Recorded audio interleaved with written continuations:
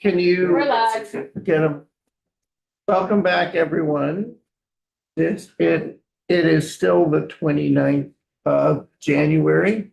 And this is the House General and Housing Committee. And our next witness appears to have absconded. Here he is. Our next witness is David Hall, and we're back now. We've been moving around. We're back on Act 757, H 757, which is an act relating to manufactured homes and limited equity co-ops.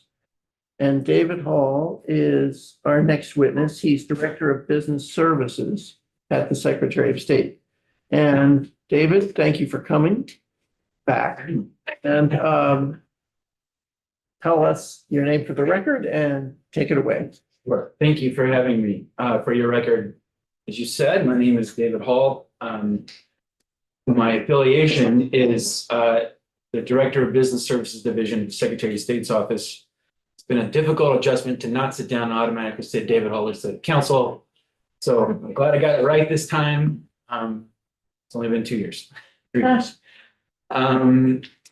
I am here to help in any way I can, answer questions, help you identify and then move toward a solution for whatever problems you're trying to solve. Obviously, it seems like increased housing availability, mobile home accessibility, limited equity cooperatives, and that, of course, has a nexus to my division. I thought it might help, though, to take a really big step up and sort of frame what I think are sort of 3 levels of issues that are involved here, because I think it's super important to keep us grounded in what's the problem, what's the solution, right? So the 3 levels, as I see them, and the one that relates first and foremost to me are data and terminology and administrative levels, right? So the thing that we do is we register businesses. And to do that, you have to check boxes and jump through hoops and meet requirements that are specified in law. And then our office, if you do the right magic, spits out a form and you've got, boom, an entity, right? That's what we call that. What that process is what I do. It's what the statutes determine or demand for us to check all the right boxes and do all the right magic. So that's a very practical administrative bucket. The middle one is statutory and organizational, in the sense that the state, through its statutory framework, authorizes certain types of entities. And we call those by different names, but the names really are a shorthand for structure. Okay, so when we say I have an LLC, I have a nonprofit corporation, I have a business corporation, those are all different types of entity that are authorized by law. And when I say I have an LLC, it means certain things. It means I don't have shareholders. I'm, in most cases, out to make a profit. I have members, they run the thing. I have a lot of flexibility. I form it by filing articles of organization. It's very fluid in its structure. As compared to a business corporation, I have shareholders. In most cases, I have a board of directors. I have the officers that I've specified. I have to have a president, a treasurer, and a secretary, and we have to have shareholder meetings and board meetings, and we have to give adequate notice based on what the statute says, blah, blah, blah. Versus I am a state authorized nonprofit corporation, which means I'm organized for some public or mutual benefit purpose. I don't have shareholders. I don't have equity interests. I have members who help participate in the activities that support this public purpose, whatever it is. We have a board of directors. We have to have director meetings, shareholder meetings. When this thing dissolves by statute, it has to give its assets to another non-profit purposed entity. All of those structural things are governed by statutes that this state has adopted, most states have adopted. And it really is about how you form it, how you operate it, how you dissolve it, and what happens at each of those stages of its corporate life. There's a third bucket, and that is the taxation bucket. And while they can be related, they are not the same thing. If you form a nonprofit corporation with the state of Vermont pursuant to Title 11B, you have got a Vermont nonprofit corporation. That does not mean that you are a tax exempt organization for purposes of the IRS regulations, 501c3, tax exempt status, blah, blah, blah. Likewise, you could form an LLC. And if you set it up the right way, you could go to the IRS and become a tax exempt nonprofit organization.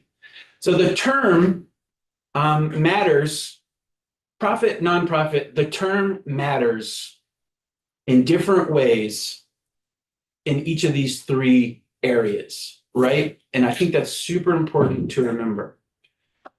So let me tell you what I see as potential issues as respect to limited equity cooperatives in each of these areas. And then I think I have a couple of solutions if I think I'm trying to solve the right problems. Let me clarify Sure. one thing. Sure. Right now, you may know this, you may have talked with counsel, but this bill is intended to focus on a subclass of limited equity co-ops that are mobile home communities or manufacturing home communities. And it will be changed to make that clear. We are not interested in dealing with the larger class of limited equity cooperatives. Fair. I'm not sure. I mean, I appreciate that. Thank you for the clarification. I'm not sure it changes Okay. what I was going to Just wanted you say. to know that. Okay. And let me, so with that knowledge, let me sort of do a graph in your head of where things stand. So we have this big overarching subject matter called business corporation. I'm talking about the structure of the statutes at this point. And then the way this is broken out is there are election types or subtypes of that. And one of those is a housing cooperative corporation. And that means you've got the basic mechanical and structural parameters for a corporation, and then grafted onto that, we do these other things, and that makes us a housing cooperative corporation. So we're not just your regular old business corporation anymore. We're now a housing cooperative corporation. There's even a subset of that, which is this limited equity co-op. And that is designed, as it sounds, to limit your equity, to restrict certain procedures so that it structurally has a better chance, honestly, of qualifying for nonprofit status. And then if you want to take a further subset of that, right now, there's no statutory difference, whether it's a mobile home or it's anything else, or manufactured home or anything else. That would all fall under that sub umbrella. Limited LEC, right? We understand that much. Right. We understand. Excellent. So on my side, in this first bucket, the administrative, structural, formation, records, data, terminology piece, historically, I think the problem that and it's kind of a simple problem. I think it's a problem of terminology. And specifically what I mean by that is my division used to call, if you form something under 11A or its predecessor, 11 VSA Chapter 17, if you form something under that, my division called it a profit corporation. It's really a business corporation, and even that is sort of a new fangled term that used to just be corporation, right? And it's since like 1913. And then sort of the world moved ahead, and we recognized there are important structural differences between business corporations and nonprofit corporations. Model Business Corporation Act was promulgated by the bar. Model Nonprofit Act was promulgated by the bar. States adopted these, and they sort of live now in parallel spaces. The term is important. To call something a business corporation versus a profit corporation, I can see where that's problematic. And I think for the few limited co-ops that are in the record and their paperwork says profit corporation, that could be a problem for them. And I think that's something that if there's one or more of them out there in the world that want to work, if you want to put some, session law into the bill to say, Secretary of State, you shall work with these to ensure that the record reflects they're referred to as corporations, business corporations, not profit corporations, because it's causing them problems. I mean, that's fine. Go ahead. Sorry, so I think I'm confused. So Mhm. you're saying if you're actually a nonprofit corporation, you might be called a business corporation A and you profit should be, corporation. So the very specific issue I want to hone in on is the difference in the term business corporation versus profit corporation. Same thing, really, at the end of the day, but the term to the world, if you see the words profit corporation, you think, oh, well, that's a profit corporation, and that can't be nonprofit because it says Right. profit. That's not right. You could be structured in that same way and still go to the IRS and still say, our articles mean we are formed, operating, and organized on a nonprofit basis, and we should qualify. are But you just a bad corporation that's, There's- that's not making money? No value judgment whatsoever. No, But it's the difference between, like I said, I want to keep us on the bucket. What structure did you pick versus what is your tax pursuit? right, but let's just talk structure for a minute. Okay, sure. Okay. First of all, you said historically, I just want to get to our point here because we have about 7 minutes before we've got to move on to our counsel because he is only available to us until 11. Okay, so historically, for whatever reason, they were treated as a profit corporation. Now, how do you treat them? Are you referring to limited equity Yeah, co-ops? So they've always in Vermont law been organized as a subset of corporation, Of a business corporation. business, and what was that subset called? It's always been called business corporation, housing cooperative corporation, limited equity co-op. In the Secretary of State. In the statute. Now, the terminology difference I'm talking about as Secretary of State is the difference between business corporation and profit corporation. Yeah, well, in the Secretary of State, And that was just terminology usage. And when we built this new system in 2024, yeah, we refined our forms and our processes. The terminology we now use is business corporation, which reflects the title of 11A. I think accurately reflects what it is. so it's just a business corporation. So you no longer differentiate between nonprofit, for-profit, limited equity co-ops. It's just listed as they're all listed as business corporations. You get all the above. So the workflow you would go into is the domestic business corporation. You Right, check a box that says, I'm going to make the election type housing cooperative corporation. And then as you continue through the workflow, you check another box to say, this is a limited equity cooperative. okay, so it's identified as what it is. Exactly. That's correct. So yes, I'm sorry, I was trying to address the historical problems Right, I I see with understand. existing ones Yeah. versus, which thanks for bringing us to the present. Yeah. From here forward, or from 2024 forward, I think the terminology is correct. It's not the problem. Yes, go ahead. So the list that the Secretary of State has, with I believe it's 19 or 20 of the manufactured home LECs, some of them, they're identical models. Some of them say domestic nonprofit and some of them say domestic for-profit. Mhm. So that's the target. I mean, that's what I want to understand, and that's why it's in the bill as far as making that not all of those particular entities Mhm. nonprofit. So this is really critical. I mean, it would be, you can't form a limited equity cooperative as a nonprofit corporation for purposes of state law. That's not the way the law has ever been written. Since it was introduced as S-160 by then Senator Welch, I think 1986, it's always been, these are business corporations, subtype. And if we want to pursue nonprofit status, we can do that. Right. We're not talking about nonprofit. Right. federal state tax, the Yep. federal Right. tax, we're talking about. There, so are you saying, I'm hearing apples and oranges here. Mhm. We were under the impression that these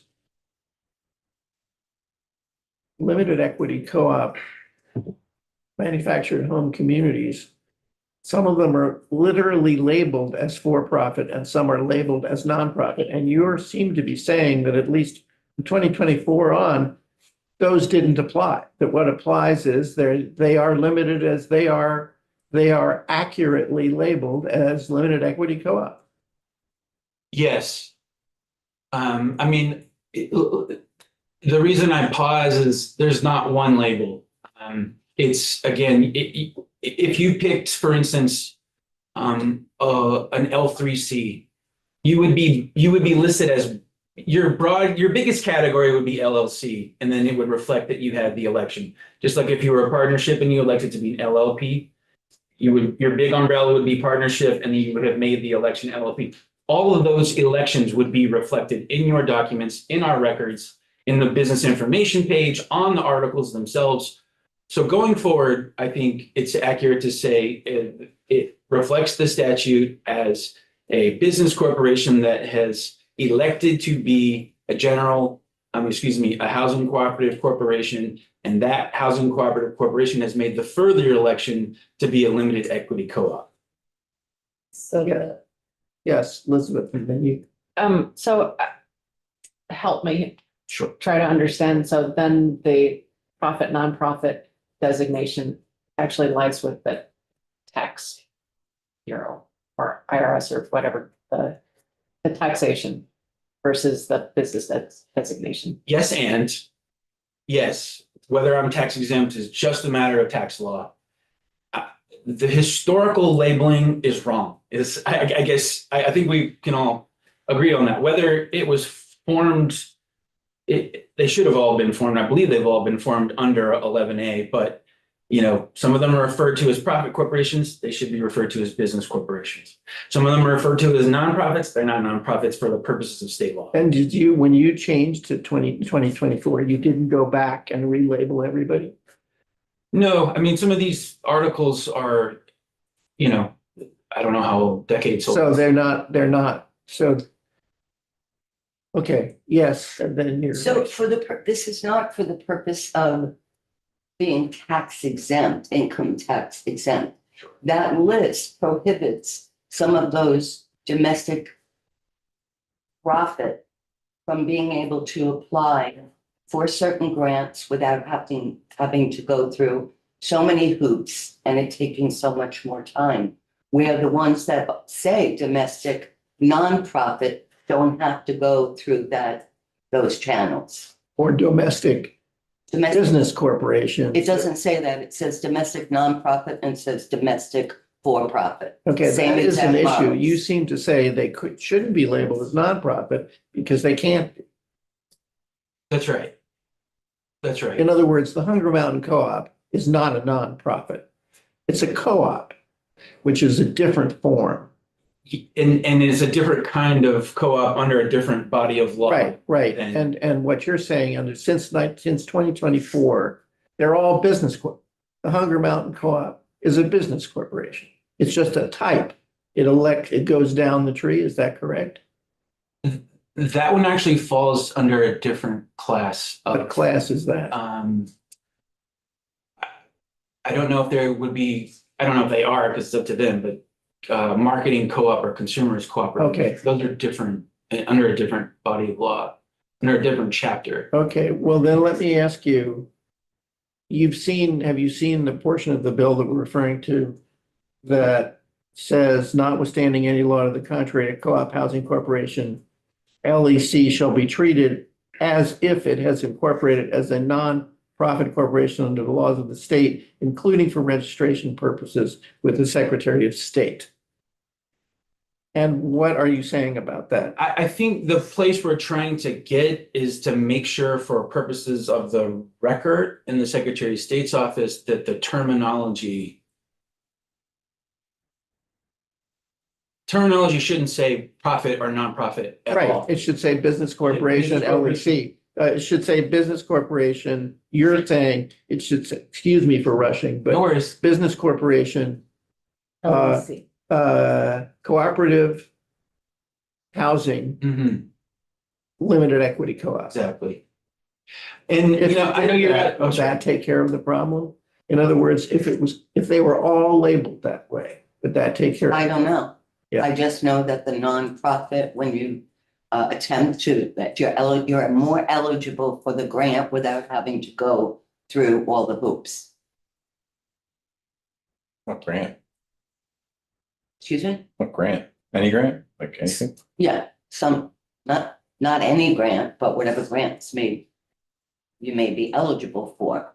Do you have to be a 501c3? No, this is not about five oh This one is three state C. law. This is not nonprofit where it's a 501(c). What is it? C3. 50? C3. Not, no, 50 something 8 or 9. I think it's a 501(4) is the like homeowners association. Right. It's not a 501(c). So your feeling is that what about the language in B? It's extremely problematic because it's unclear what it does.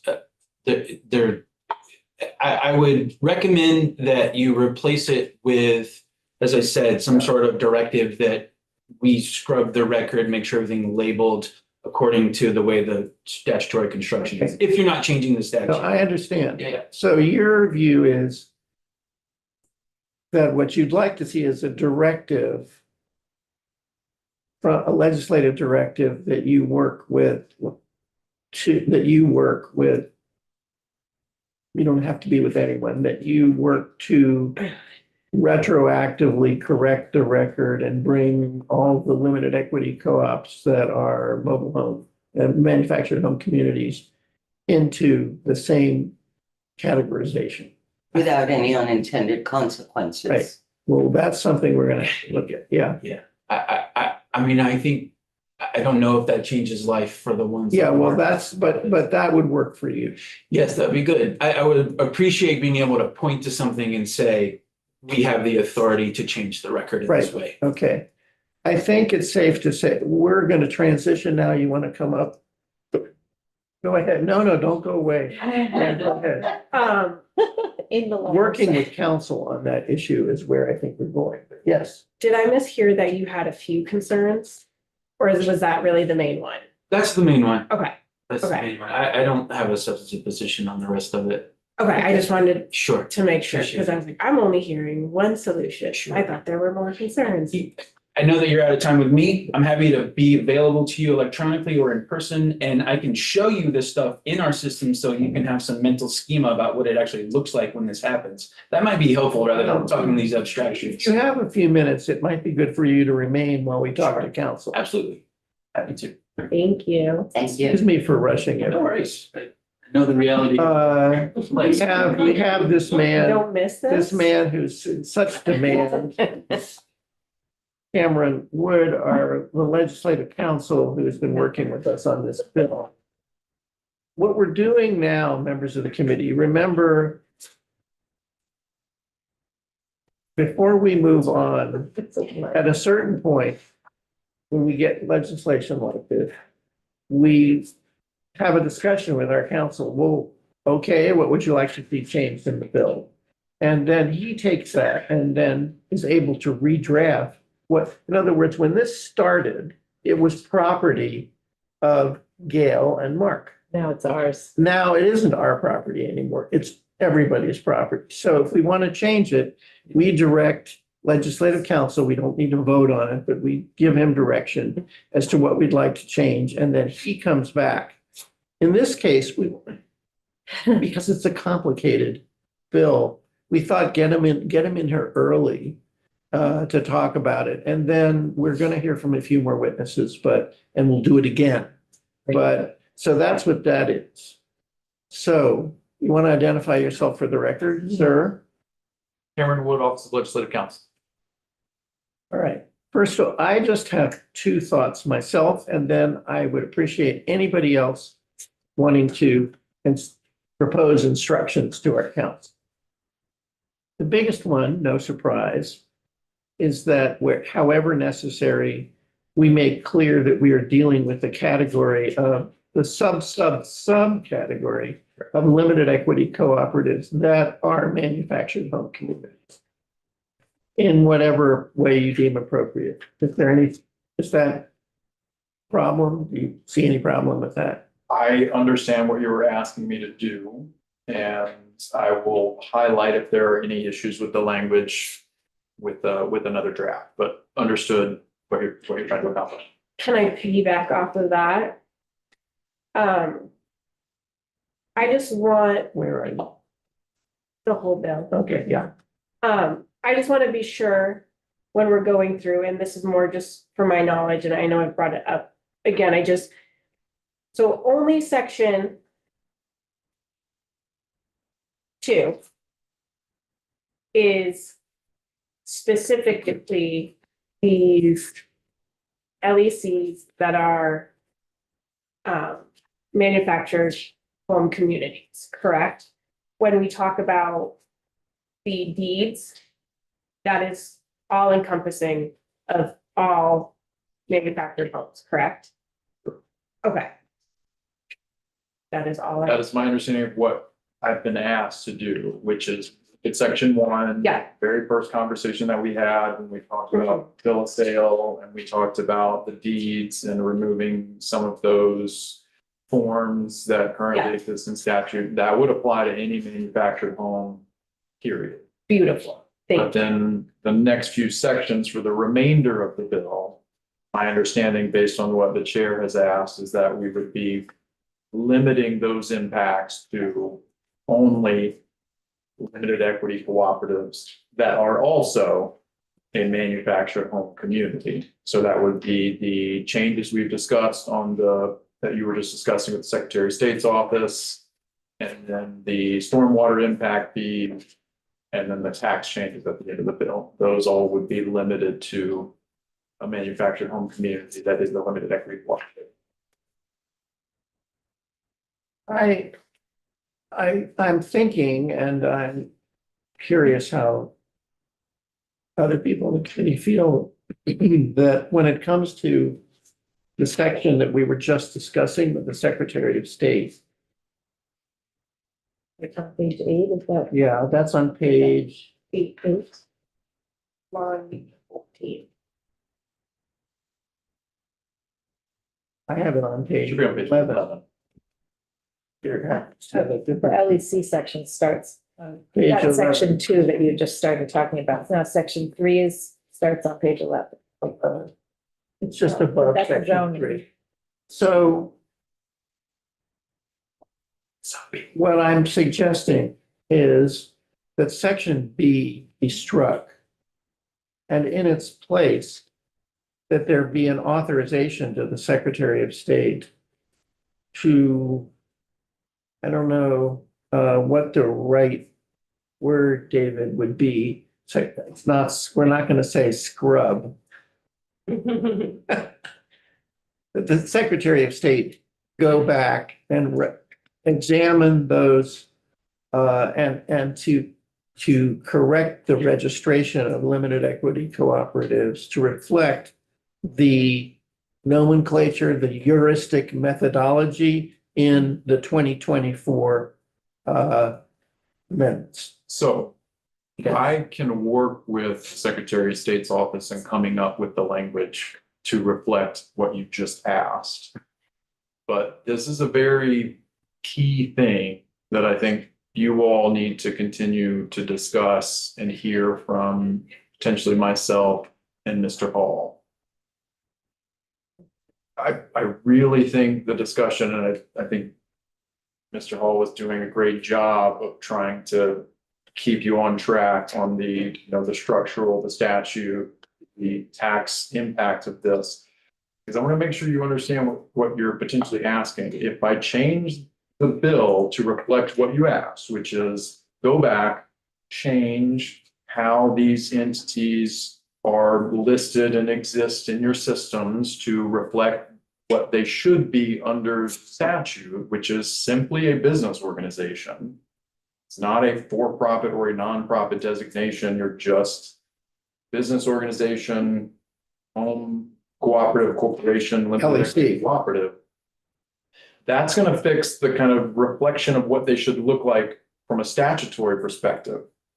That's not gonna solve what my understanding, the sponsors are looking to solve, which is more an issue with how these grants exist and who can access them. Right? Because these entities are a bit of a hybrid in that they're not really, I talked about this when we walked through on Tuesday morning, they're not really structured as a nonprofit corporation, but they somewhat act as a nonprofit. I understand that. Here's what I'm thinking. We're not going to change either federal or state tax law. We don't have the time. It's not going to happen. This isn't the time. If we wanted to go back and change state tax law to taxonomy, if you will, to change their categories so that limited equity co-ops are deemed to be nonprofit corporations for tax purposes, that would be a job that we could consider at another time, but we're not going to do it now. Furthermore, we don't know for sure whether grantor X, some grantor out there, if they look and they see that you're registered with the Secretary of State as a limited equity co-op, how they're going to, and it's very clear that you're a limited equity co-op as part, et cetera, how they are going to respond. If they really, it seems to me, we don't know that. And we're not going to know it in the time frame here. But what I'm hearing, and it may be that there are grantors who will not grant to anything but a nonprofit corporation, and there's nothing we can do about that. I know for a fact that people who are organizing the St. Johnsbury Co-op, there are grants that are not available to them. The same thing is true with the co-op in Plainfield. There are grants that are not available to them because they are not a co-op. They are not a nonprofit. They are a co-op. It's a different category. That's life out there. We can't change that. And so I'm not sure that there's anything more we can do. What I'm hearing is that subsection B in its current form is we can't do it. That we cannot declare that they are nonprofits when they aren't nonprofits for tax purposes, and we are not willing to go into the tax code. That's what's bothering me. So I'm not sure that we're really in a position to do more than simply make sure that at the Secretary of State level in the future, they're registered correctly. That's my problem. And I will highlight, you still have the subsection C that we're trying to work with to try to signal for, more clear for a statutory purpose that these entities are serving low and moderate income individuals. But I do think that this whole bill, I hate to say it, is round one. I know that there are going to be, after we've lived with it, there's going to be around, it's going to end up being around two for mobile home communities. Yes. So I think the person who could answer this very well is Jeremiah Ward from the WISP program for the state revolving funds. And that has to do with wastewater and water. And where they run into the problems is because of this list. Yeah. They wind up getting the grant eventually.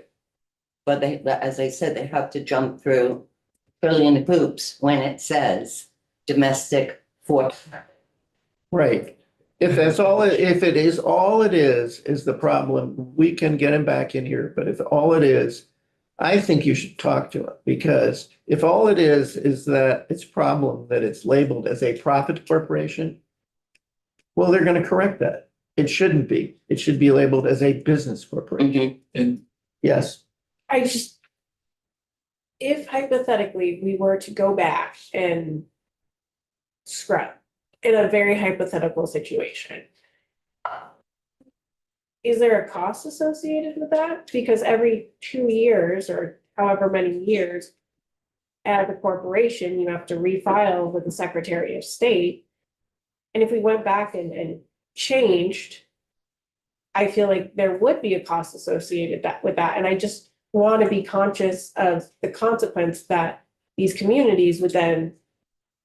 I mean, realistically, Secretary of State's not gonna eat that, and I'd assume it'd go back on the communities. Is that a wrong assumption? I'm probably not the best to answer that question. Is that a bad assumption? I mean, are you saying, just to piggyback, are you saying maybe we don't need to do anything at all Wait because till the. we just let them re-register and let it take care of itself? Yeah, I just want to be conscious of if we're saying, okay, prior to whatever, if we're making those changes, we don't go back without, I want us to be cognizant that could be an unintended consequence for these communities that we are already saying are low to moderate income. Well, David, do they have to Yeah. register every 2 years and will they just have different boxes to check? And we'll all check the right box? David Hall, for your record, as the services director. I appreciate the consideration about cost and burden. It would be low just to scrub and change. It would have impacts to those that are categorized in our system in a database setting as nonprofits. There are a few things that would be shifted. For instance, nonprofits file a report every 2 years, corporations file a report every year. So you would have to do an annual rather than a biannual. As far as making the scrub, making the change, that's something we could work on internally. If we need to engage our IT vendor, we could. I don't think it would be an additional incremental cost for us just to scrub the record. It would be a very, very different thing if we had to create a new module Right. that wasn't, one or the other. But if we can use the existing modules and just put people in the right box, relatively straightforward. I can think of an unintended consequence. Let me ask you, Gail, from your knowledge, are there going to be some limited equity co-ops who are manufactured home communities that are going to say, wait, I'm listed currently as a nonprofit and it may have been a mistake, but I like it. I want to maintain the mistake. I don't want to change. I guess I'm asking, well, first of all, David, do they have that choice or are they going to have to re-register anyway under your new typology, if your new taxonomy? Sure. I think, if I may, the way that you could thread that needle would to give us the authority, but not the duty. And if they request a change, then we can work with them on it. Yes, Gail. So in my mind, we're talking about existing stock, Right. but I'm thinking also in terms of new The new ones development. would be limited equity co-ops. They would be called limited equity co-ops, Business. business corporations, housing cooperatives, limited equity co-ops. Okay, and so does that mean that it's equal to what's on that list? If that's changed, it all looks and receives the same benefit as it being listed as nonprofit, domestic nonprofit? That's something we don't know. And I think talking to Jeremiah is essential. Okay. Because a potential, what I can imagine is the be all problem solver is whatever grants you're trying to access, you could go, if it's in statute, and specifically say these funds shall be available to business organizations that are registered as limited equity cooperatives under this chapter. Great idea. And boom. But that's a very piecemeal approach. Yeah, because there are many depending grants. on which, sorry, because I'm going to be pointing at you, but depending on which grants you're talking about, you could be talking dozens, hundreds, et cetera. So Perhaps they're all under a few state programs and we can run that down. Is that something we should leave to the bill's co-authors, or it's something that we should ask you to do? that is something that you all should I thought gather so. that information first. Okay, And let are them- there other comments or thoughts about an initial round of markups before our council turns into a pumpkin in another committee? I feel like I will have you wondering after our conversation, Ted. With Ted, right? So I have two changes as of right now. Right. Okay. And I think part of the thing that Gail and I have to do is to find out whether there's a category, we can clarify the law more in other categories in state. Yes. Did we find out if we're gonna strike the stormwater? Here's the situation with stormwater. Everybody remember the 3-acre rule and that? So we heard, and there are in fact 2 bills which would terminate the large fees and thus not do everything, but do most of what the purpose was, in which case the answer would be we can strike all of that. Yesterday, I had a conversation with a member of the committee last evening. I haven't had a chance to talk to you, in which I was told that that wasn't going to happen, just wasn't going to happen. And that in fact, they were waiting for our bill and looked very favorably on our bill as a narrow way of beginning to get into this. I think we have to leave it in right now. I've got to find out. I'm going to appear before that committee at 1:15 to testify on behalf of a bill about dam safety. And I will try to get more. The chair of that committee is out of town for the week. So that's just hanging out there. But at this point, I think it would be either or. It's either we leave it in and send it over to that committee, or we just take it out. There's not a proposal to rewrite it. So if I'm hearing you right, the bill regarding removing the impact fees is They an say now there is a Senate bill, but the House bill, they're saying, well, I heard that. Kate Logan is the person charged with this on that committee, and she said it's not going anywhere at all. Okay. So what's in my bill is the narrow. It's the narrow exemption, and that's fine. It's in fine shape to go over. I'm not saying they won't fiddle with it. Yeah. They would rather see that. They were positive about it. Mhm. Anything else? How you doing, Cameron? I'm great. Good. Just wanted that on the record. I have 0 complaints. Well, and in fact, at 11 o'clock, we are going to hear from Kate Logan on another matter, but there's no, I'm announcing publicly while we're still on the air so that members of the public know, we may ask Kate Logan about this issue. Any other comments, thoughts? Thank you. Sure. You actually have 5 whole minutes before you're due. I'm gonna go get some water. Preempted. All right, I guess we have 5 minutes. And I think what we'll do is Oh, go, can I do? yes, go ahead. When I was asking David Hall about the We just stay on the for-profits, air. and I said, you're just a bad for-profit. What I should have said was, you're just a for-profit that isn't making a ton of money, like, you're just not profiting. You're acting poorly in the profit.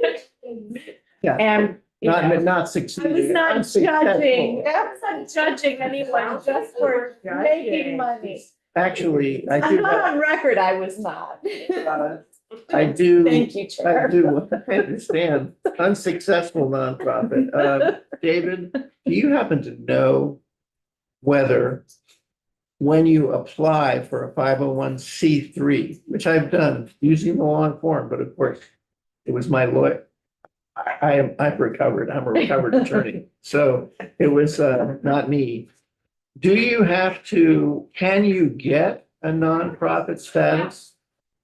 501c3 status if you are not registered as a nonprofit Yes, at a state level. If you're registered as a business corporation, et cetera, you can get a 501c3. you can, but it's based on how you draft your organizational documents.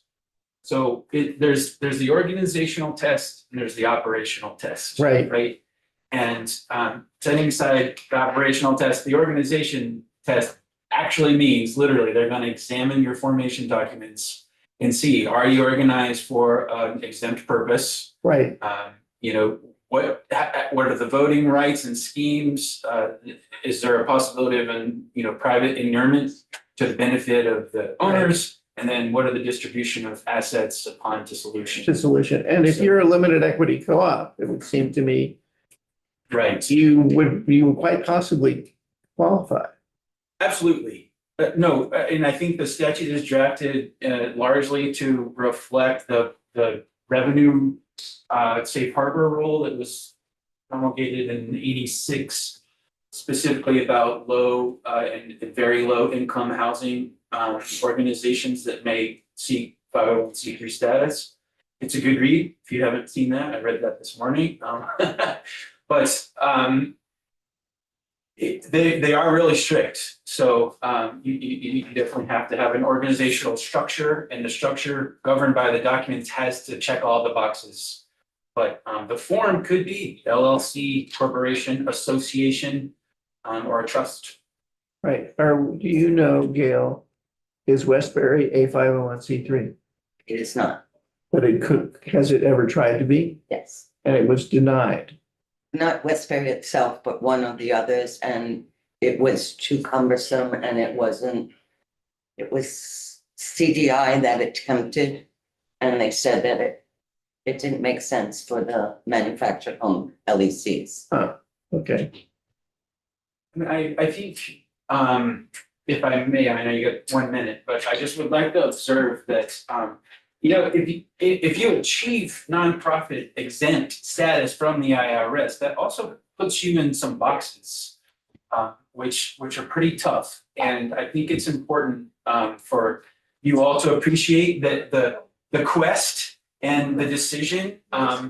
I think the statute's role is to create the conditions, but it's gonna have to be ultimately up to the organization itself, because it is a quite complex process, not just in the formation, but in the ongoing operation as well. right. Thank you. All right, May I take it? Yes, yes. Take one, take two, take one for each hand. Everybody likes them. Miriam, can you contact Jeremiah Ward from CDI? well, but can we just talk to him? Just talk to him? Sure. Let's find out. Okay, If, I don't want to have, at this point, we're so crowded, I don't want to have someone back as a witness. If we can just resolve the issue informally okay. and then report on it. If on the other hand, there's anything substantive, then we'll get them back. Thank you. Thank you. 11 o'clock hour. Thank you. Kate, come on up. But I'm warning you, Sophie not here to walk through. no, this is, just a second here. Hold on a minute.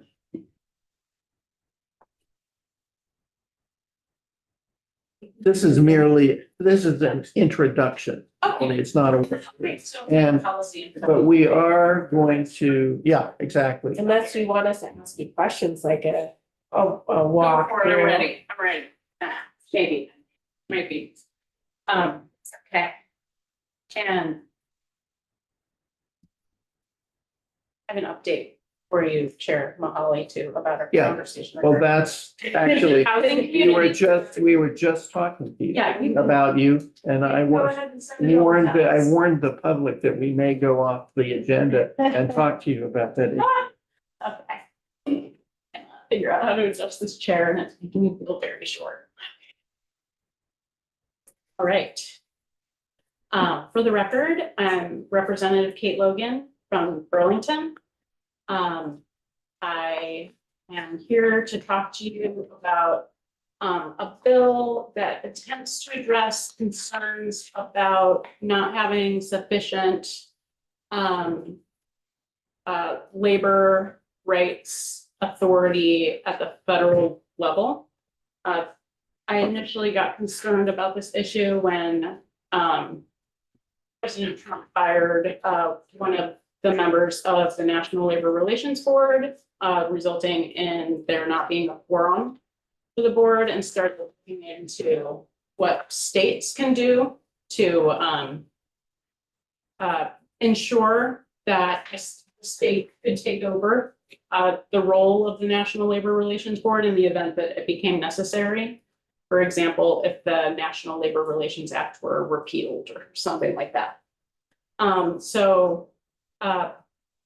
I was not unique in that concern. There were other states that immediately took action, California, and New York State and Massachusetts.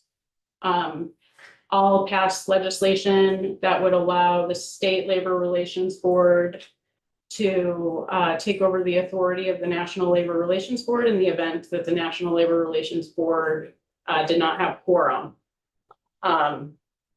There was a subsequent legal challenge to those laws, and in November, I believe, it was ruled that the NLRA preempts states from taking that authority.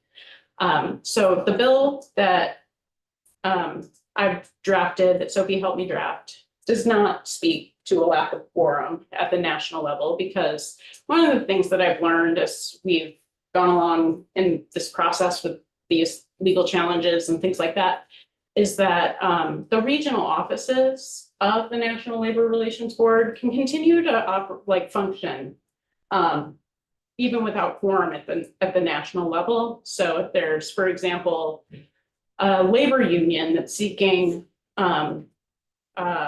recognition and needs to conduct a vote in order to form a new local, that kind of activity can continue to proceed. But in the event that there was an even more significant challenge to the National Labor Relations Act, and frankly, based on policy agendas that I've heard discussed by our current federal majority, it's not just the National Labor Relations Act, but also the Fair Labor Standards Act and the Davis-Bacon Act that are also things that the majority, I don't know how much of the majority, what percentage of the majority, but the Trump administration itself has expressed interest in, doing something like, for example, either repealing those acts or giving states the freedom to get a waiver from those laws being in effect in their states. So at any rate, I felt that we have some obligation to consider what states can do to ensure that National Labor Relations Act related legislation, Fair Labor Standards, and the Davis-Bacon Act. My bill does not reference the FLSA or Davis-Bacon. Because I drafted this bill before I really kind of got deep into thinking about it, but yeah, that's what this bill attempts to do. It attempts to provide a framework that in the event that the NLRA is undermined substantially at the federal level, that the State Labor Relations Board has the authority to take over those functions. Gotcha. From private sector. Well, thank you for bringing this to us. Are you co-sponsor of the other bill we're looking at, mediator to the State Labor Relations Board? No, that's me and. Okay, I wasn't sure. So I think I appreciate you bringing this. I think we're having those conversations. I would be really interested to know what you found after the December finding that, what can we do? Are there things that you think we need to change in your bill? No. Okay. I don't reference a quorum. Okay, so you think, and I'm I sorry, tried to respond, like the bill was drafted after that legal decision. But wasn't the legal decision, I haven't read the legal decision, but wasn't it it's holding based on the idea that as long as the National Labor Relations Act is in effect, whether it's being underfunded, undermined, or whatever, Yeah. it preempts the states from acting in that arena. Yeah, so if you read the bill, which is why I asked if Sophie was gonna be here, we can certainly we can take a look at the text of the bill. You'll see that that's this is really kind of, this is a very dire situation Uh-huh, that we would be okay. talking about where this bill. It, would it, come it into contemplates the end of the federal regime. Or a substantial revision to the NLRA that essentially renders it. Like takes certain things out of the NLRA that we could then take over at the Right, state level. okay. So it's very, very targeted. It's kind of like it does nothing in the immediate term. It would be in a very extreme circumstance that this would make any difference. Ashley? And can I just, let me apologize, I have not read the bill. Yeah, no, that's fair. I plan to after this, because I think this is like what I do every day and I think it's really interesting. Does your bill, like, is it more of like a fill in the gap and after that need is done, the state no longer would have that capability? Or is it once the state kind of steps in, takes over that capability, it perpetually the responsibility of the state? So in the event that the NLRA were reinstituted or that the ways that it was altered so as to severely limit its scope such that it would leave states open to taking over the responsibility for those actions. Like if either one of those things weren't true, then the state would not have any authority. So it just depends on, I just wanted to make Yeah. sure yeah. I understood. And Leonora, did you I have? actually don't see the bill in today's documents. So I can, I'm looking at it. We'll get hold of the bill and familiarize ourselves, certainly. Okay. Yes. So Leonora. do we even need this? Like, is there anything federally that undermines our ability to to fulfill those needs? Yeah. Is that's why we absolutely need this?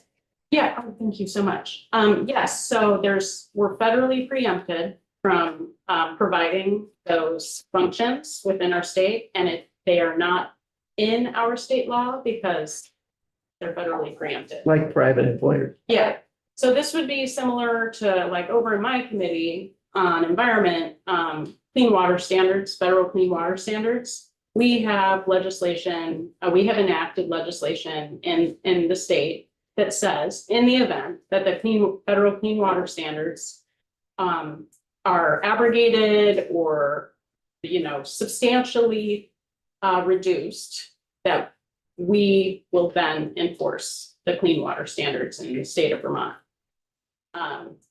What I've heard as a strategy for folks who do want to undermine labor standards or do want to devolve most federal functions to state authority is like I said, allowing states to have a waiver from the National Labor Relations Act or Fair Labor Standards Act or Davis-Bacon.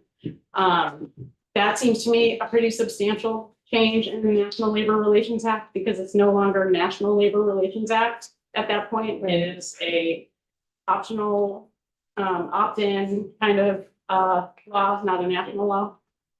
So yeah, we see this trend towards devolution to the state, so it just seems to me that it would be helpful. Very much not doing anything in the circumstances that we're in right now, but in the event that something were to completely undermine the National Labor Relations Act, then the State Labor Relations Act would be able to immediately step in and say, for example,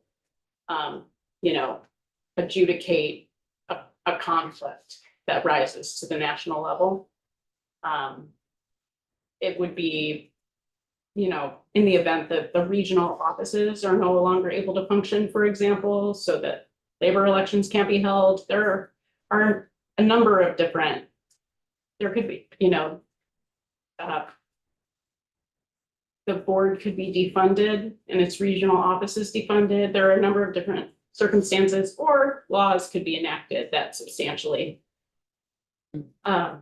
disable the NLRA, in which case we would already have something on the books that says, yeah, okay, we'll do it if the federal government doesn't want to do it anymore. Yes, There's no, this is giving authority, but authority without funding can sometimes be tough. Well, it Does it doesn't have, require it any doesn't give any funding? authority right now. No, it's Right. giving it the authority in the case of a federal failure. without funding. Yeah, without funding. We We'd would have to need- fund it then. Yeah, we'd have to fund it then. We can't fund it now in a way, like, we couldn't fund it now because we wouldn't make an appropriation because there's nothing to do. Right. I was Right just now, wondering whether yeah. that, Yeah, we'd But have to come, there's- we'd have to come back and fund the state labor relations board. I know they're already underfunded. Yes. You know, Kate, if we can change subject from. Oh, sure. Thank Uh, you so much. we were just discussing H757, which is the mobile home, the manufactured home bill. And one of the issues was, what do we do with the provisions on the 3-acre rule, et cetera? And the question is, do we leave it in, in which case it goes to your community, or do we take it out because your community is taking care of it, your committee is taking care of the issue on its own? We've removed any language regarding 3-acre from the Department of Environmental Conservation miscellaneous bill, which is the only bill that we had on our wall regarding the exemptions from impact fees, because it's too broad. Like it, would remove impact fees from large corporations that are using every square inch of the property that they own to build out their corporate headquarters, for example. That too broad. So we felt like that was too substantial an issue for us to just stick into a miscellaneous bill, and that it required a separate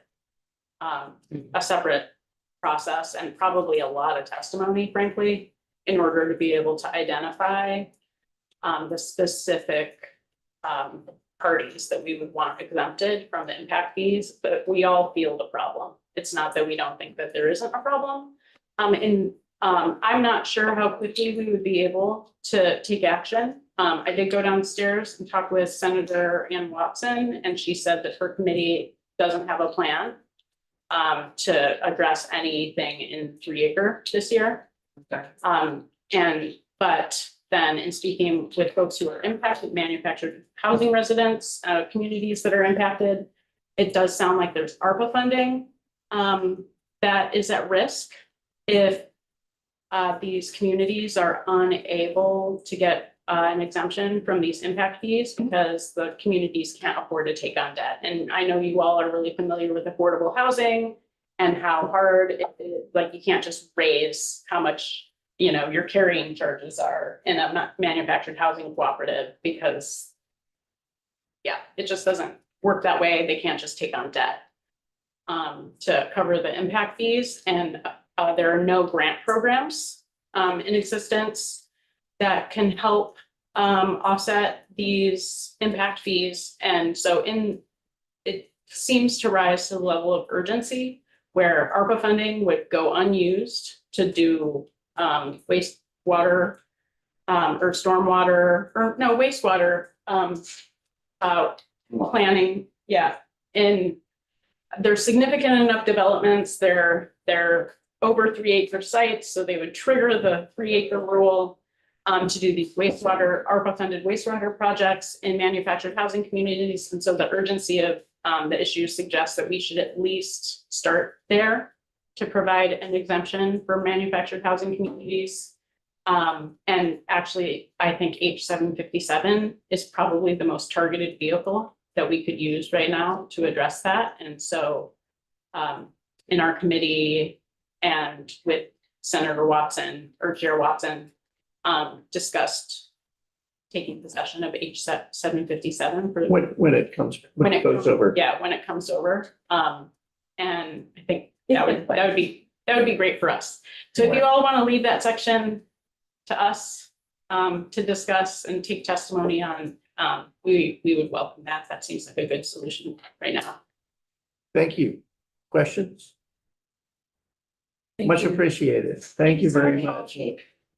Is, and We have to cheat. you have Ted's sheet. Do we have Ted? I think we have. Ted. We just conjured You you. know, Ted, we run like clockwork in this.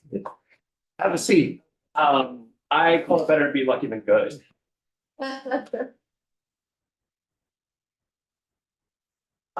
So for the record, Ted Barnett, Joint Fiscal Office. I believe Miriam. We have it, yeah. Okay, you have it? Mhm. Would you like me to share my screen? That'd be great. Okay. Take me a little bit of time. Make that happen.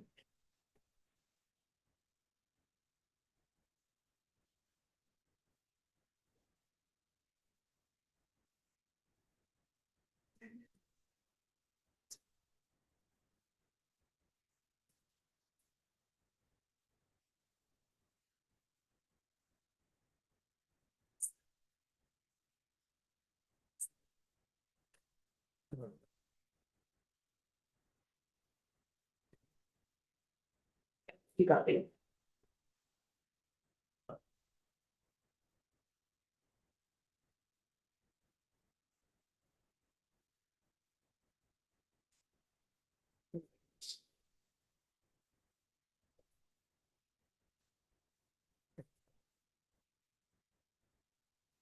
I saw it. Already. I think. Okay. That's what I would do. Yeah. Saying the link I clicked on said it's scheduled for yesterday. Okay. Thanks. Oh. Are you going to, oh, you're, I was like, thought you were going to say hello. Hello. Hello. So.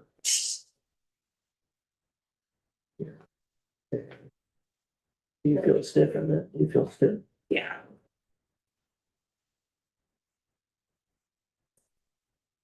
Oh, falling apart. Um,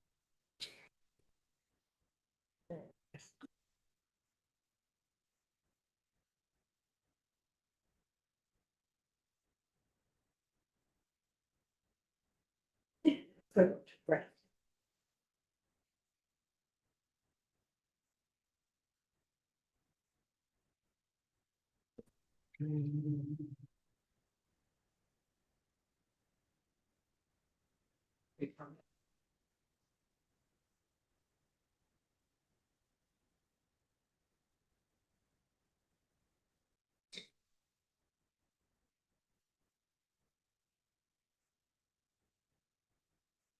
Did we get little gifts? We did. Little squeegee. Oh, cute. Oh, we did in our needs. There's a whole bunch of them. Oh, looks like it. All right, Ted, take it away. All right, sorry for the delay on that one. But we can't see it. You don't have to make it bigger. Okay, You I'm have a it good right test there. case because You I'm, have it right there. what? You have. Oh, yeah, I know, but I'm good. You want to- oh, I this want, is I'm the good. test case. does this work for everyone? That Is this works. legitimate? Okay, I'm great. thinking of people online No, as it's well. good, it's good. Absolutely. Okay, so for my piece, I appreciate the use of the term fiscal walkthrough. I've always like had a problem figuring out how to describe how we talked about things before doing an official fiscal note. So I'm going to go section by section and talk about the various fiscal implications of 757. I will restate also my name since it was a while ago, Ted Barnett, Joint Fiscal Office for the record. So starting with section 2, and this is getting really in the weeds, making sure we're checking everything. The piece of the bill that would designate all limited equity cooperatives as nonprofit corporations. I think you've discussed that there would be some very minor fee implications. There are different filing fees for nonprofit corporation for for-profit. I think the main place that would show up in annual filings or biennial filings for for-profit corporations that do annual filings, nonprofits do biennial. It's a super minor. I don't even know if the Secretary of State would really notice it. They were Yeah. just here and David Hall thought it would be minor. Great, good. So we're in agreement there. You have a question? Yes, So just to note for the record that that would not, would now say instead of designates all limited equity cooperatives as nonprofit, it would just say as business corporation. You know, what's happened is that section is gonna be changed, okay, but it's not, it's still the same, it's not. The same Your effect. conclusion remains the same Okay, sorry. great, yes, and this is reflective of of the draft that exists. Yeah, Yes. right. Thank the you. language as introduced, exactly.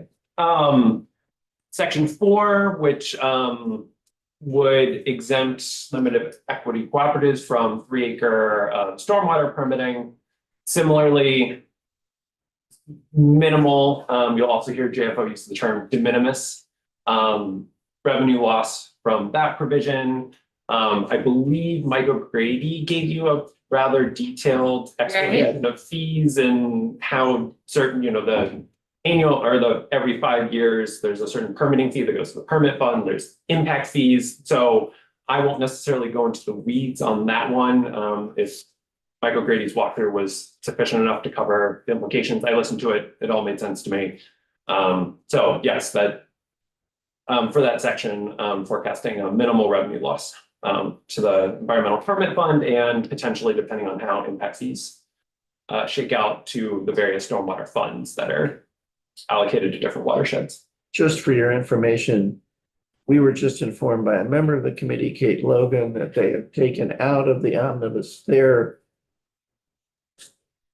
omnibus bill or whatever, they've taken the provision that would have eliminated the fees out as too broad. Mhm. But they would welcome this provision as a different and narrower approach. It's good to know. Moving into a larger impact, this is the next two pieces is the parts of the bill that would exempt manufactured home sales from the sales and use tax and apply the property transfer tax. Starting with the exemption from the sales and use tax, we're estimating a $600,000 revenue loss to the education fund, right? Because sales tax revenue goes to the education fund. By exempting manufactured home sales from that tax, the education fund would see less revenue. In the comment section, I would note that the existing 40% exemption from the sales and use tax on these sales to provide equity between traditional residential construction and manufactured homes. We estimated that, that's in our tax expenditure report, and that was 400,000. So 60% is 600,000. Is the 600,000, just want to clarify. So is the 600,000 in addition to the 400,000? It would be in addition to. Right. The 100,000. Right, okay. Yeah.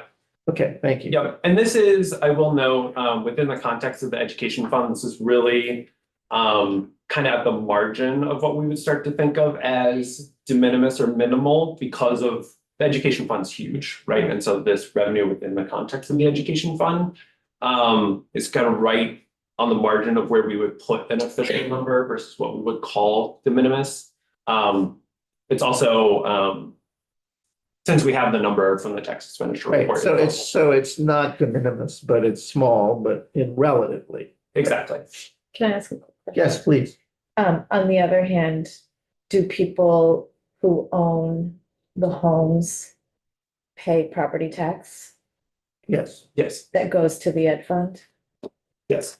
So was this calculation taking that into account, or this is just the sales tax removed? This is the sales tax portion. We will get to the exemption from the property tax for manufactured home limited equity cooperatives in section 12. But yes, folks who are living in manufactured homes are absolutely paying the education property tax, and that's And this is, independent. but this is all manufactured home sales, whereas section 12 is just talking about LECs being exempted from property tax. Sorry. Right, exactly. Okay, all right. Yep, exactly. And it's just comment, and please comment on my comment if I'm wrong. It is conceivable, quite possible, that a first-time home buyer who would not otherwise buy a home buys a mobile home. And that the sales tax when they're told about the exemption motivates them so that this home would not have otherwise been purchased. And that home then is subsequently pays property tax and benefits the education fund. There is no intent, and so the education fund could be benefited. But since it is literally impossible to know if that occurs or the extent to which it occurs, it's simply not discussed here. We're talking about the net of just this change. Am I stating it accurately? Yeah, so when we're looking at the data behind, It's like a tiny TIF purchase. Yeah, it's a. yeah, it's like a, yeah, exactly. Yes, yes. We just don't know. We're looking at, we have data on the number of kind of new manufactured home deliveries in Vermont that we base this estimate on. So, right, it's kind of a first order type of analysis, what's currently going on, how people are responding, not looking into a more dynamic, trying to get a sense of what would have happened in a counterfactual sense. Exactly. By the way, do you happen to know that number off the top of your head? I will provide it to you all. I have something, I have like a vague recollection, but I looked at the number a while ago. So I will send it to the committee. I think that would be good. We did have testimony from yesterday. We had a tour of Pecto Home, and then they testified. We asked them how many homes they sold last year, 1975, and it was 75.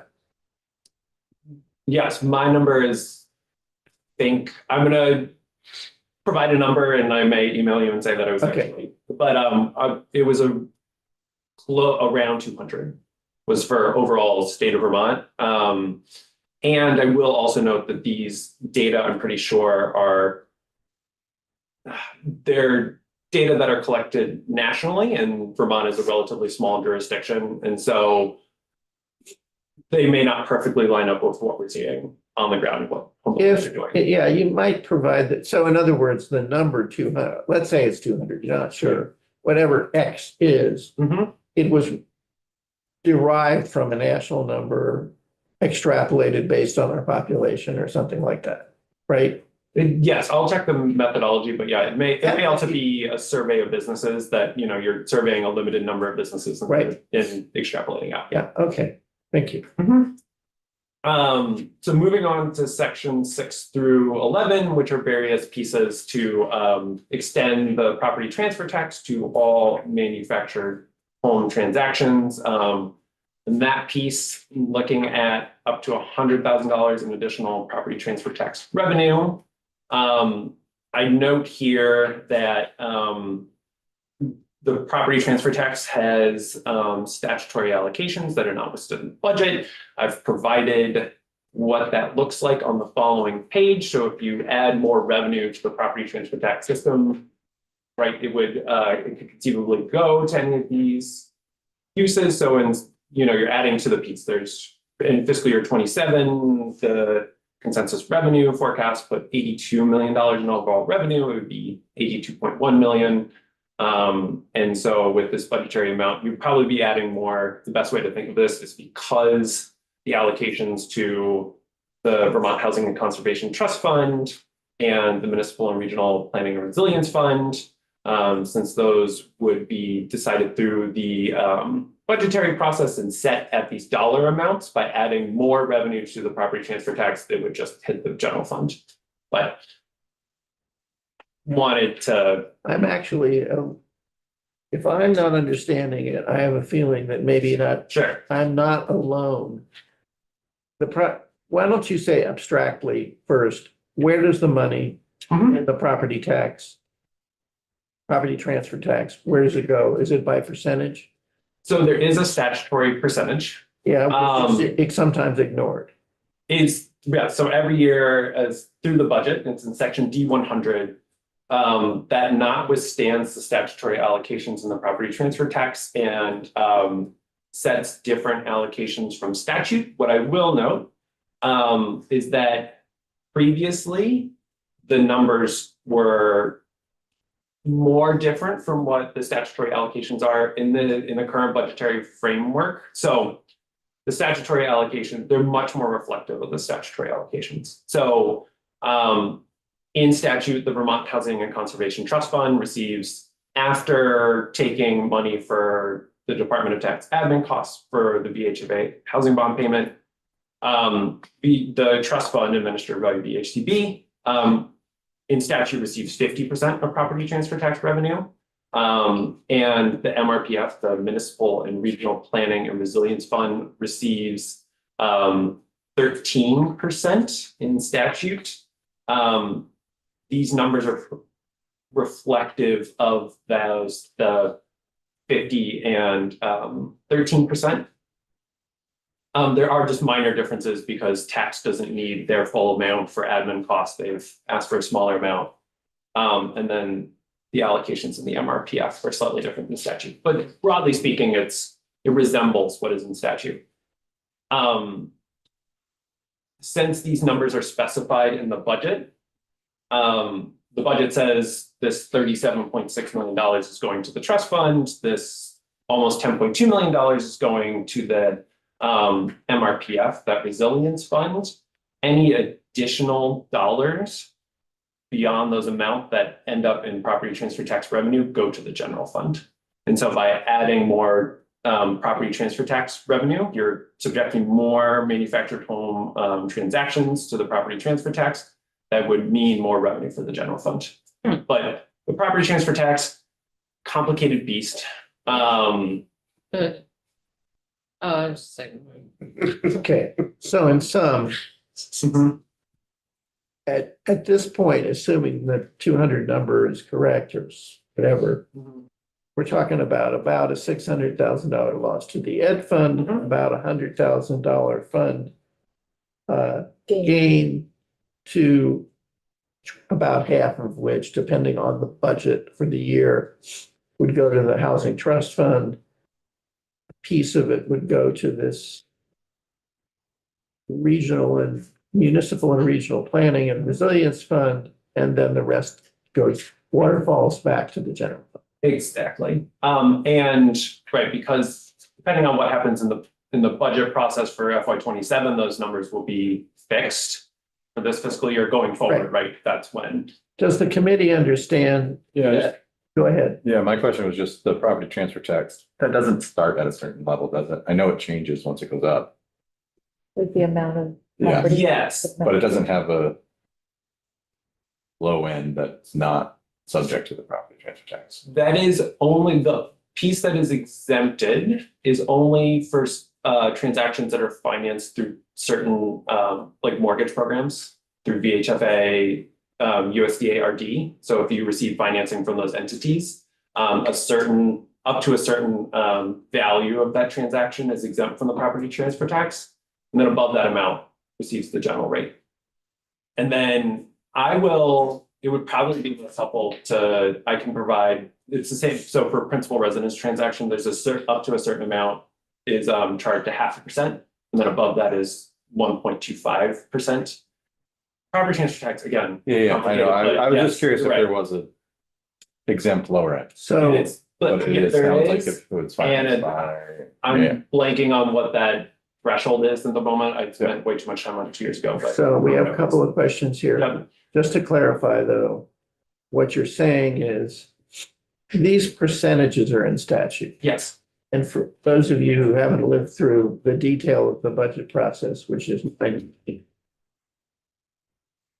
historically, for many years, the legislature has not been felt bound by the percentages that it put in statute.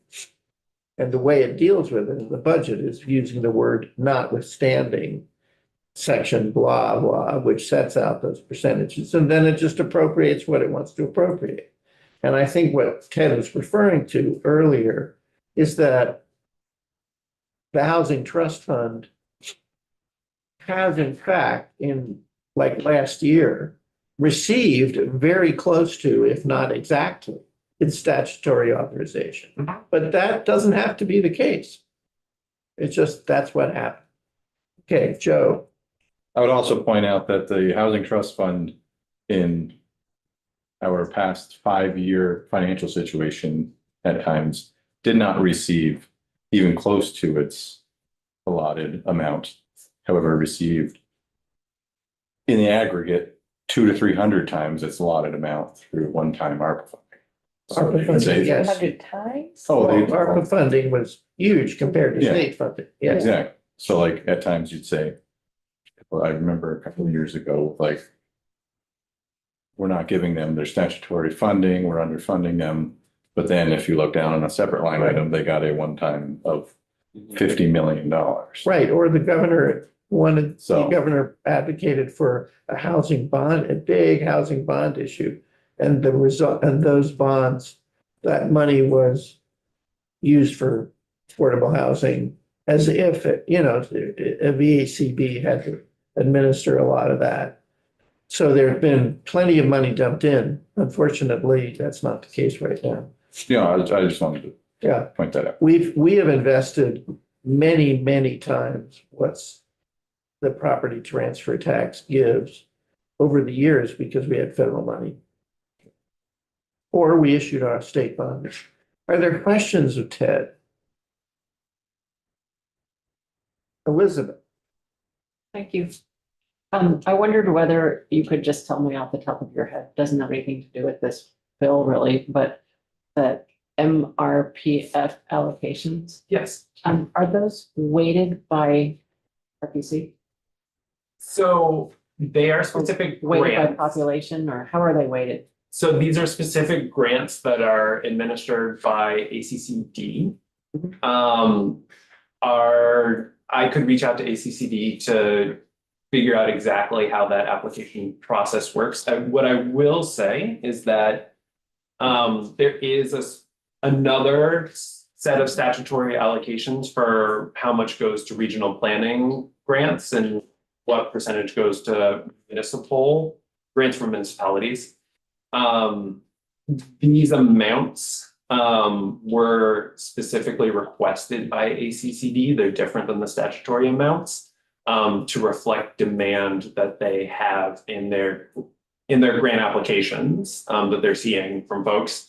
And so these amounts aren't reflective of statute, but they are reflective of demand for grants that they give out to these various entities. But I don't know if the grants are formula grant or they're based on application.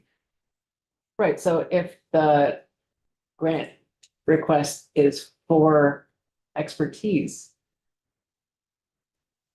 And never mind, that's not a question for you right now. I can follow up. Thank you. Thank you. Yes, I will make a note, and it's it's Dan Dickerson who at ACCD, he used to work at JFL, so I can ask him to provide a little context for you. Thank you, I appreciate that. Yes. Are we going to go over section 12? We absolutely can. Okay. Yes. I wanted to make sure we went over section 12 before you left, because I think I do have questions. Okay. So on section 12, in data, so I went to two different data sources. Their DHCD maintains a registry of manufactured home parks. And they have data on different mobile home parks and the amount of units within mobile home parks that are owned by leaseholders versus what is owned by the owners of the mobile home parks. And then also cross-reference ask Secretary of State, which of in their corporation data, what they're seeing for limited equity cooperatives. And so it was essentially determine the universe of entities that could have parcels that would be exempted by this provision from the education property tax. Essentially what I was seeing in the data that, and you might have testimony that's different, but based on what I was seeing in the data is that cooperatives, they may have parcels that are for common areas, but they own, most of the units within cooperatives are owned by the specific leaseholders, as opposed to the cooperatives, like the specific units. And so the number of common area parcels that would be exempted are quite small. And so based on that number of what I was seeing in the data, this would be a pretty minimal revenue loss. That said, the exemption could incentivize more parks to organize as a cooperative, and so this value could increase over time. But based on the data I saw, and what the state of the world currently looks like, it's absolutely a minimal revenue loss. Yes, Okay, Ash. here's my question. Sure. So is it just the common area parcels that would be exempt?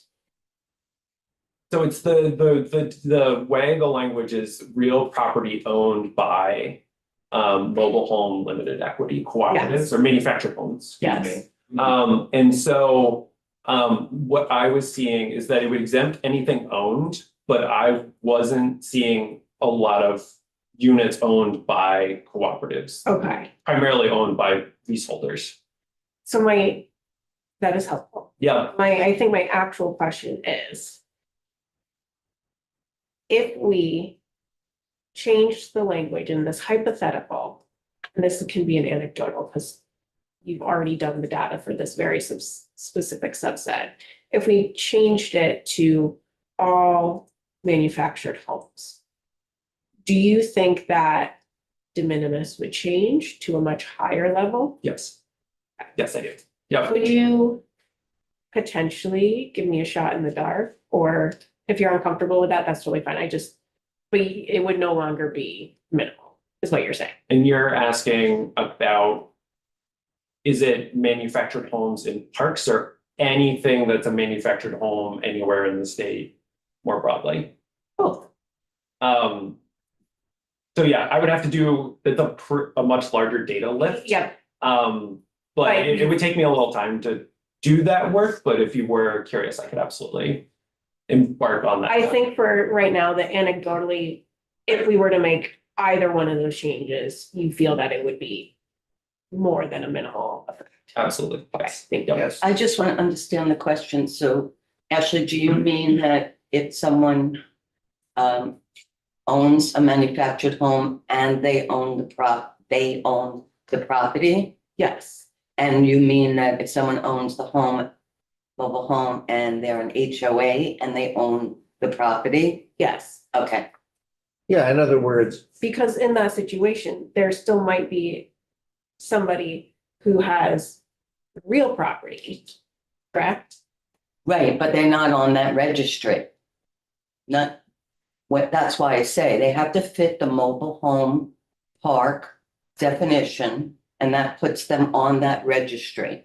And there's 238 of those entities. Not all of them are limited equity. Some of them are privately Her owned. question is, if they all suddenly became limited equity, but it's not necessarily in everyone's interest. I don't see how no, every property owner would possibly No, want to I become think an her LEC. question simply Oh. is, look, there are let's take a hypothetical. We have two trailer parks. Mobile home. One of them is organized as a limited equity. They both have land that is not owned is not the individual, not the land or driveways on the individual units. They both have common areas, walkways, playgrounds, whatever. Okay, maybe a swimming pool, whatever. House. They both are like that. Ted's analysis, and one of them is a limited equity co-op and the other is privately owned. Yeah. But they're identical. Ted's analysis, which reached the de minimis conclusion, was based only on those that are limited equity co-ops. Ashley is asking, well, what would the number look like if you included each of those two types of communities for however many there are? And Ted's answer was well, I don't know, but it probably wouldn't be de minimis anymore, simply because there's more of them. I don't know how many, you say there's 238 total parks, community in Vermont, of which, how many are limited equity co-op? 19. 19, Right, so that's a fraction. but every one of those 238 are on leased land. Yeah, that's different. So these are all dealing with, right. And then if we were to include yet another animal, which is the animal of somebody putting a mobile home on a land they own, and we were to exempt them from all property taxes, we would be in a much different situation. Joe had his hand up. Yeah, I, just to follow up on that, because, sorry, can I? Go on. If I know that that's the question being asked. My comment is, what's behind asking that question? Is it the fear that all 238 current I parks, figured- rather than only 19 or 20, No. would suddenly become LECs? No. Then what is the fear? I want to What's the make, fear? I want to make sure when we're having this conversation, as a committee, we've established that manufactured homes are one, really the quickest way, most economical way for somebody to own a home right now in our state. And I just want to be sure when we're having these conversations that we're looking at it through a lens of equity, in the sense of, if we're doing this for the subset of 19, what does that mean? Like, are there other parks that should hypothetically, like, could be affected by this real property versus real estate that wouldn't be affected by this exemption? And is that actually fair? I just want that to be part of our conversation, because that is something that I'm struggling with. And so we have Ted here. I figured I'd ask the question. I don't want to, absolutely nuke our tax department. I'm just trying to understand where those numbers would be. And I think that the fairness logic in this, which I would also be concerned, of course, is that these properties have declared and have to be limited equity. So it's less of a long-term investment where you're going to be making creating generational wealth. And it's more that, like, I get into a house and it's a different public good than Cool. creating And I think this could probably wait for like a committee discussion. Right, I think that's what we do. Yeah, a question for Joe, Ted. go ahead. I'm gonna save it for that committee for us. Okay. I do think it might be interesting, Ted, at least, I don't know about you, actually. I'm not particularly interested in knowing how much it would cost if we exempted all property from taxes, all property in the state, whether it's owned by the person, that happens to have a mobile home on it. But I think it might be interesting to know what the number might look like if we applied this not just to limited equity co-ops, but we applied it to all mobile home manufactured parks or manufactured home communities. Is that difficult? So I think there are where I would ask follow-up questions, and Yeah, this could okay. absolutely be something over email, but some of the questions I would think about, right, is whether the goal is to look at common area parcels, whether it's land owned by the specific park, whether it's the manufactured home itself considered as real property that's affixed to the parcel, like which slices you want to look at would dramatically. Well, consider the question withdrawn for the moment for me. Yes, yeah. I think the most important thing to recognize is that, we'll call it 19. Those 19 LECs will never, that property never has any value to them whatsoever. Whereas in another park, the property has, if it's a private owner, he has equity in that property. He's paying taxes on something. When he goes to sell, he gains equity. If it's any other park, I'll say a nonprofit. I don't know. I don't actually know what happens with a nonprofit, but I know they don't see that park sells. They don't see any profit either. They only have profit on their individual home that builds equity. So any park, let's say it sells for $11 million, they don't see a dime of it. That's not the case with the others that are on the list. Any other questions of Ted? Ted, thank you so much for your work on this and for your testimony. It's very clear. Appreciate it. Of course. Yes, and feel free if folks have general questions about kind of anything on the table, I'm happy to answer them. If you want to go deeper in the weeds. Let the record state, our esteemed chair asked originally, not me, but you're gonna be mad at anyone? No. It's all the chair. No, not that. I was and just trying to clarify. No, what I- we were I asking meant it why. as a joke, so. Yeah, because I And I think wasn't. this is a good example when we have bills, but a fiscal number like So we'll fiscal walkthrough. fiscal law. There will be, yes, and as I understand, as you all continue to deliberate and make changes, once the bill, for a little bit about processes, once the bill is voted on in committee, that's when we'll generate an official fiscal note. That'll be a few pages.